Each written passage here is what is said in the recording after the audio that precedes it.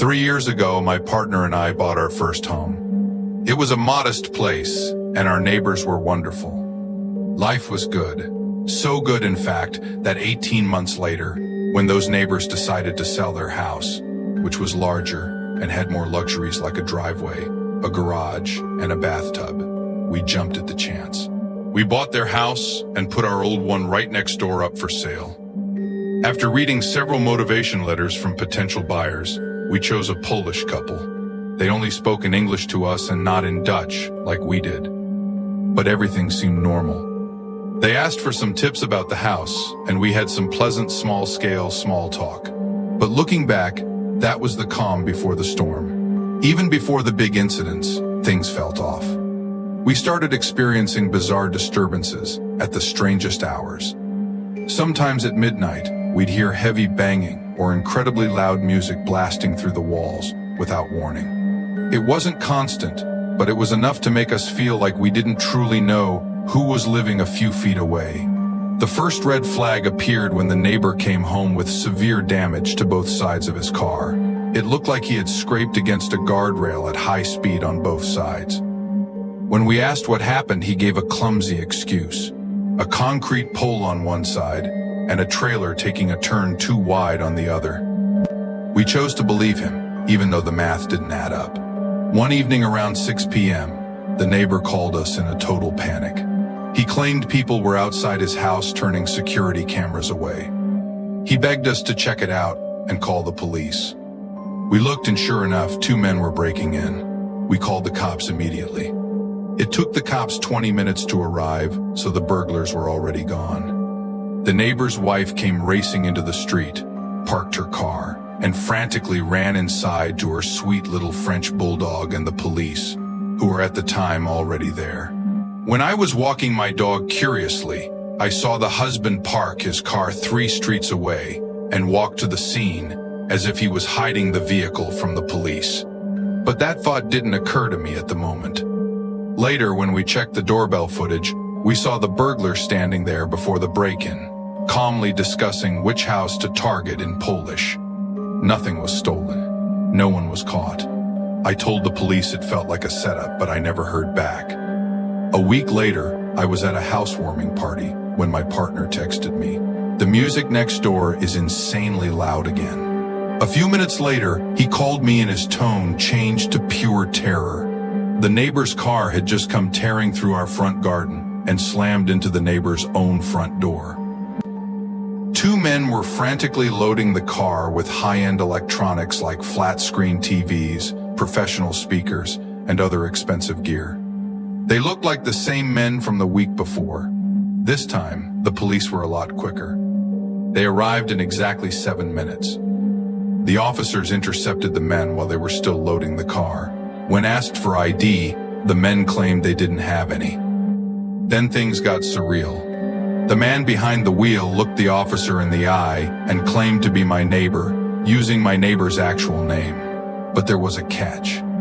In the 9 months that they lived next to us, my neighbor had never spoken a single word of Dutch. This man, however, spoke fluent Dutch with a thick Polish accent.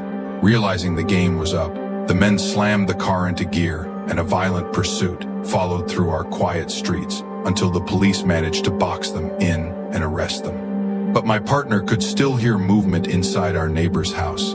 The police went back in and dragged out a 3rd suspect. As we were inside our own home with an officer to report the damage to our property, the doorbell rang. We turned around and there he was, the actual neighbor. He was unrecognizable. His face was a swollen, bloody mess. One eye was swollen shut, his mouth was torn, music, and his arm hung at a useless angle, covered in what looked like defensive stab wounds. He looked feral, aggressive, and broken. The police officer tried to intervene, but the neighbor flat out refused to file a report or cooperate. Since the victim wouldn't speak, the officer had no choice but to send him back to his house. Later that night, the neighbor rang our bell again. He was trembling. He confessed that he cheated on his wife, and he claimed that she had sent people to take him out. He begged to sleep at our house. Terrified and wanting no part of this underworld drama, we refused. My partner offered to drive him to the hospital instead. We dropped him off at 10:30 p.m., telling him we were staying elsewhere for the night because we no longer felt safe. But we didn't stay elsewhere. We went home, locked every door, and tried to breathe. At around 1 a.m., our dog started growling. A specific low growl he only uses when someone's at the door. We checked the doorbell camera, and there he was. The neighbor was back from the hospital, standing on our porch, ringing the doorbell multiple times. We sat in the dark, watching the screen in silence. Then after what felt like an eternity, a car turned onto the street.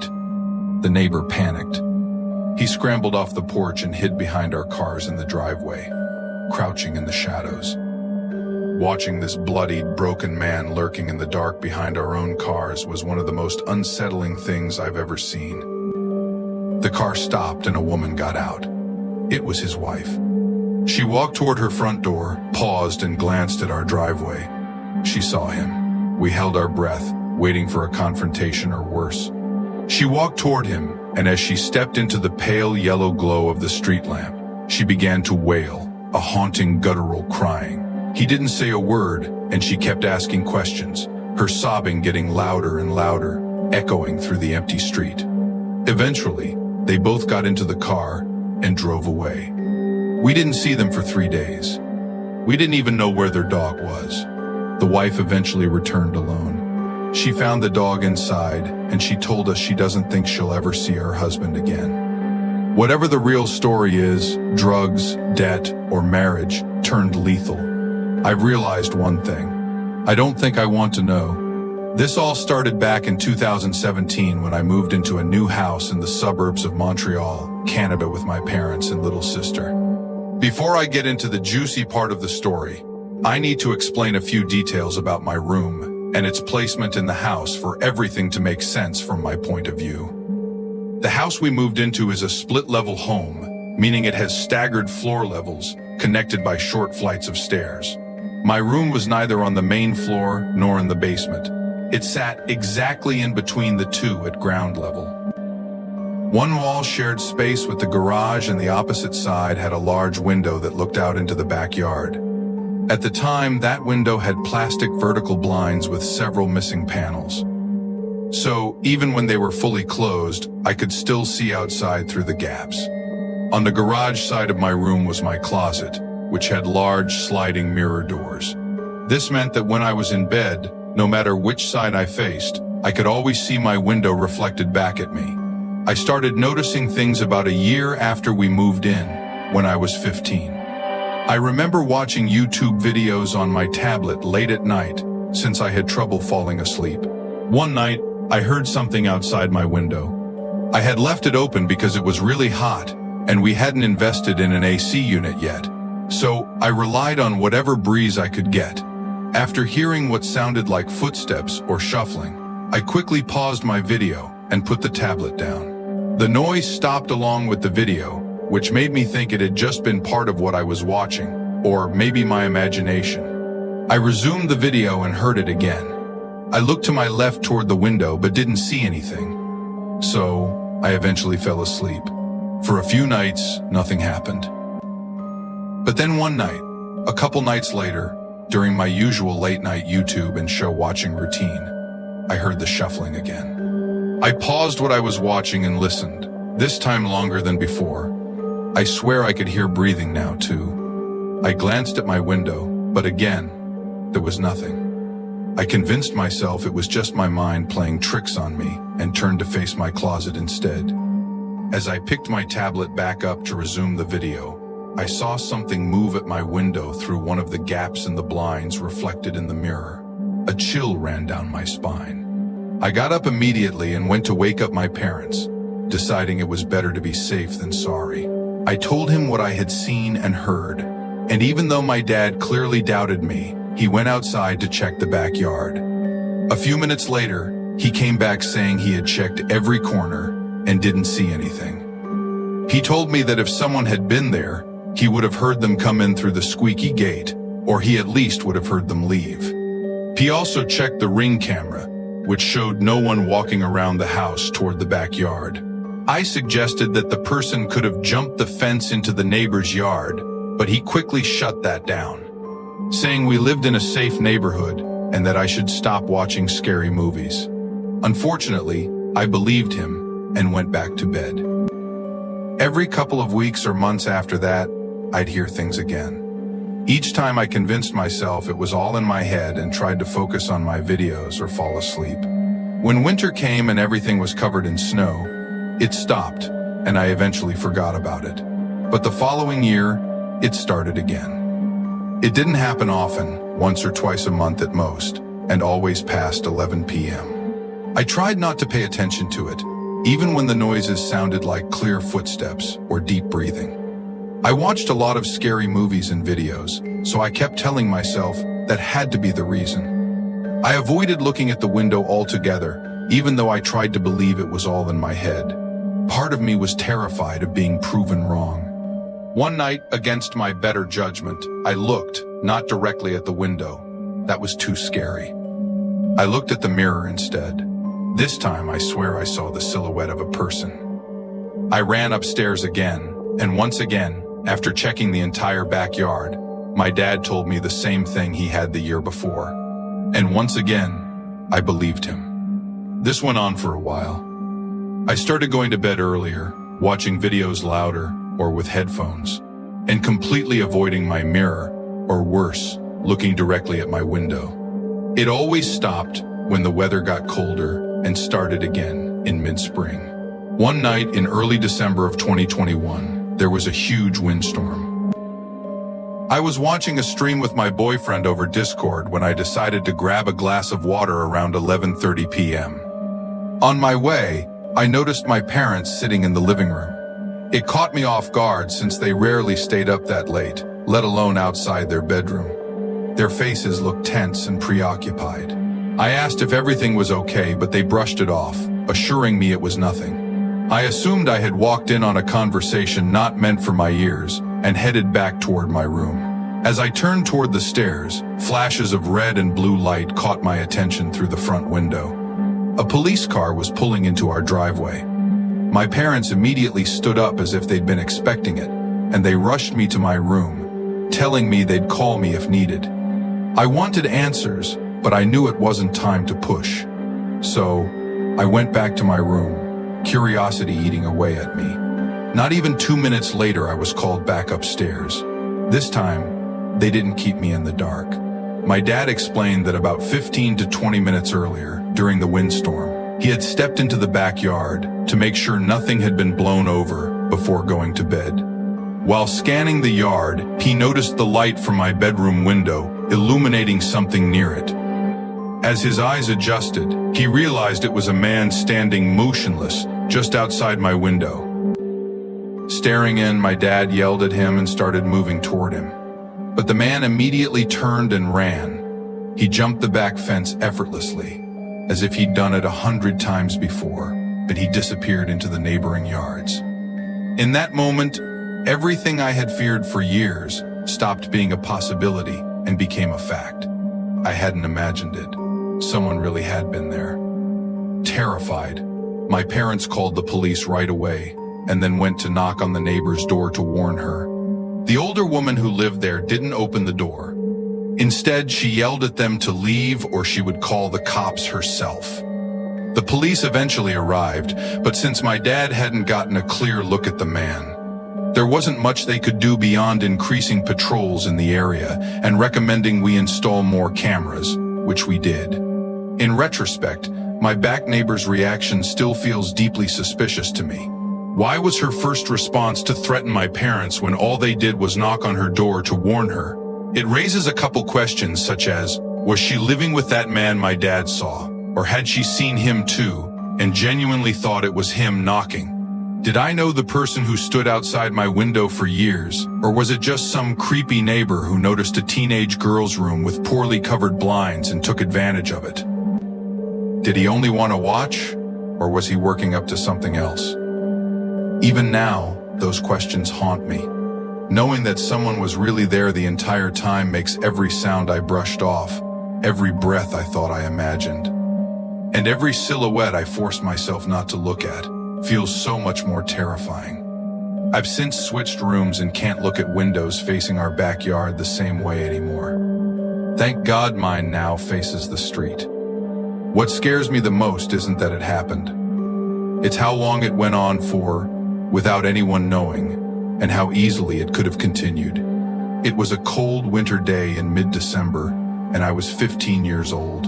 I originally lived in a suburban area of Alberta with my parents in our apartment. However, we were running low on space, and with my little sister on her way, we knew we had to move to a bigger house. It seemed lucky for us at first, because there was a house just a few blocks down that was selling for a very cheap price tag. Granted, it wasn't the best looking or in the best area, but it had room to grow in. And for the price we paid, we could renovate to our heart's content. My dad did renovate slightly with the money we had left, but mainly the basement as it was almost unusable without being fixed up. Cleaning, carpeting, new beams, fixing the bathroom, and fresh wallpaper with a cool pattern I got to choose myself. For the first couple of months, living there had been great, and I was really enjoying the new house until the first questionable moment came along. It was my father's birthday, and to celebrate, we all had gone to a restaurant in the evening. All went well until we came home to our front door wide open. My mom was absolutely shaken, and we begged my dad to drive us away from the house while she called the police.